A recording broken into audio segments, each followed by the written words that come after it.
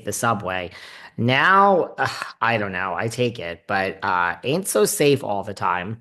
Although they now have all these new policemen that are there's a whole movement where the police are going to be on the subway with you. Bring that on, please, and please let that be when I am in New York in about 2.5 weeks. So she says it's very hard to connect, and she's happy she met Keely. I hear you, girl. It's very hard to connect with anyone here. This is such a transient city. When I got back this time to LA 5 weeks ago, the first thing my building staff said to me was, "Oh, you're gonna see a lot of new faces." Now there are people I'm friends with in the building, but I mean, I'm like, I was gone for like a month and a half. People come and go, such a transient city.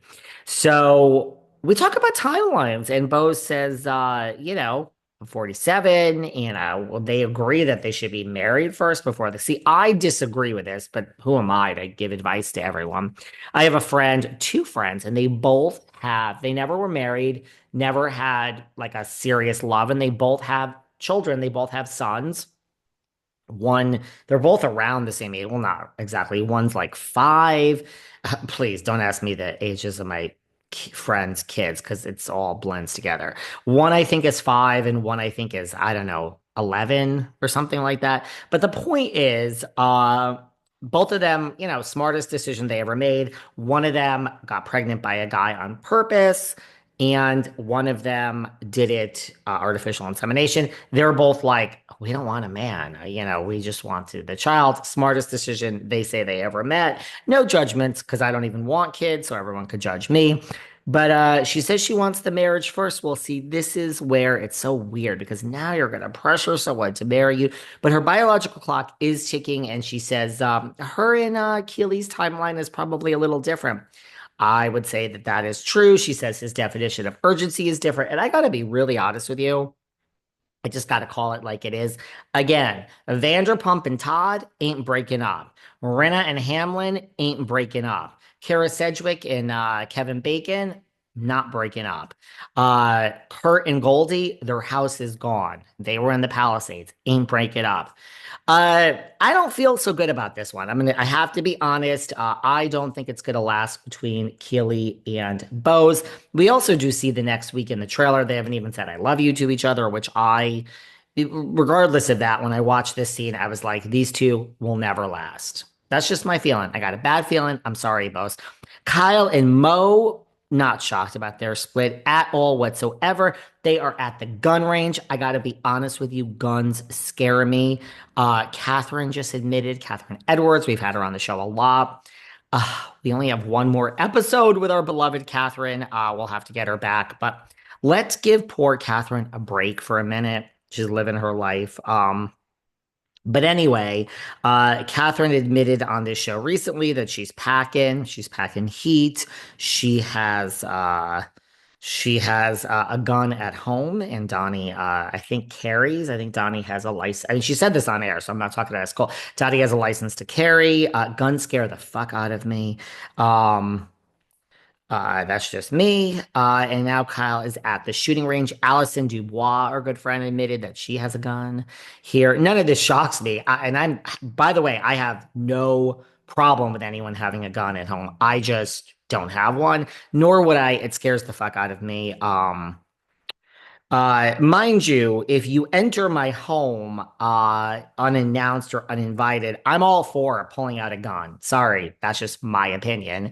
You're not coming into my home without to do some damage to any human or anything. So I'm all for it. I just don't want one because I'm scared as fuck. So just even watching this scene kind of scared me personally.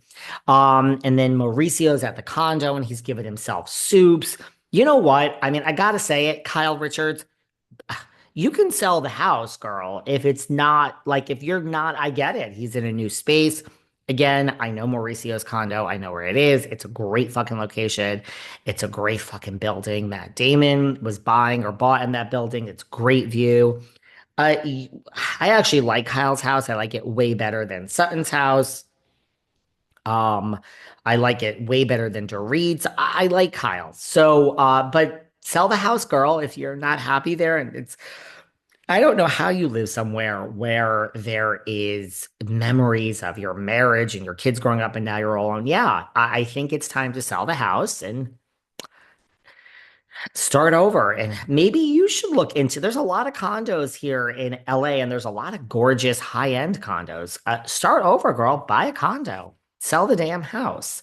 So that's that. But Mauricio is making soups, and then I don't know, this scene bothered me too. I guess a lot of these scenes bother me. I really am one that like if we're not together anymore or you're not in my life as a friend, like you're not getting any access to me. Now, I know they were married for 27 years. I know I'm a cold person. I know I'm strange, but I don't like when she like cried in his shoulder. I'm like, you're basically needing to be comforted by the person that is like you're breaking up with. And I don't know. That just bothered me. I'm in the weeds. I get it. They had a tender moment. I don't know. It didn't affect me as much as some other tender moments. And she lets us know she's grieving the loss of someone who's still alive. I get it.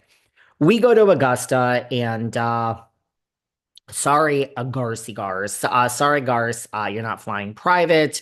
You are flying commercial. But I love how, like, I mean, what flight did we fly Avi out on? You know, it's like when you're the superstar and you're traveling all around and your team is flying in like coach, which, mind you, I actually have no problem with that. If you're on my payroll and I'm sitting in first class, yeah, you're flying in coach. I see nothing wrong with that. By the way, when I fly back and forth to New York and LA, don't fly first class. I don't need it. I don't want it. I thought of this. This actually came up at dinner last night too. My friend asked me this. My friends like to like kind of call me out and see how high maintenance I am, and then they're always surprised that I think at this age, personally, if I were going to fly like 8 hours or more, depends, because I don't even know if that's so bad. Like, if I'm really tired, but like if I 8 or more hours, yeah, first class. 10 or more hours, absolutely first class. Probably eight or more, I would have to do first class. Like if I've gone to India and Africa and Singapore, and I've gone places that are really, Singapore's like an 18-hour flight.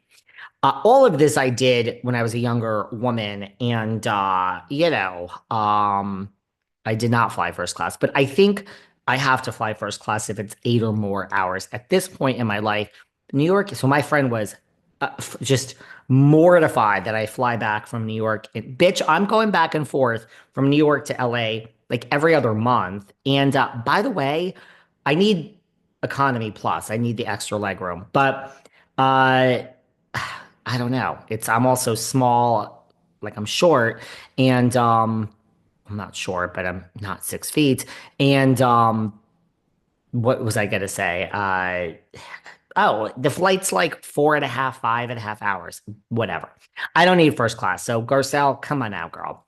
And I just love that Avi was there. Again, lost in the weeds here, but I'm just thinking like, what flight did we fly Avi out? And of course he's there and he has the dog. I didn't realize Sutton owned the house. But this is the cast trip that wasn't. I just wonder, is this replay? And we have another cast trip coming, but